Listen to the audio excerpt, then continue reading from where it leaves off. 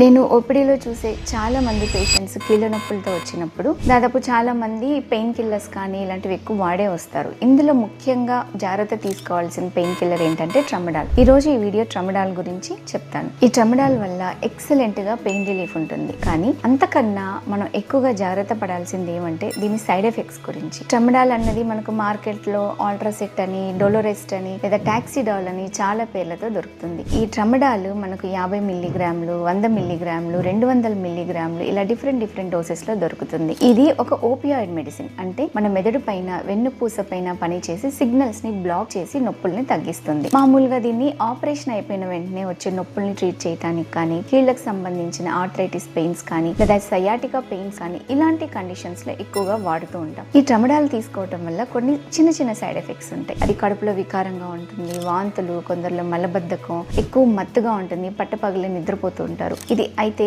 ఎక్కువ రోజులు మోతాదుకు మించి వాడటం వల్ల ఈ ట్రమడాల్ మీద డిపెండెన్సీ వస్తుంది. అదే కాకుండా స్లోగా ఈ మెడిసిన్ కి టాలరెన్స్ డెవలప్ అవుతుంది. అంటే సాధారణంగా నొప్పిని తగ్గించడానికి తీసుకోవాల్సిన అవసరమైన డోస్ కన్నా ఎక్స్ట్రా డోసెస్ తీసుకోవాల్సి వస్తుంది. అంతేకాకుండా ఈ ట్రమడాల్ అన్న మెడిసిన్ ఎవరెవరు తీసుకోకూడదంటే ప్రెగ్నెన్సీలో ఉన్న వాళ్ళు కానీ, లేదా ఫిట్స్, మూర్ఛ వ్యాధి ఉన్న వాళ్ళు కానీ, లేదా ఎక్కువ ఆల్కహాల్ తీసుకుంటున్న వాళ్ళు, లివర్ కిడ్నీ ప్రాబ్లమ్స్ ఉన్న వాళ్ళు కానీ ఈ ట్రమడాల్ అన్న మెడిసిన్ ని తీసుకోకపోవటం మంచిది. Thank you for watching.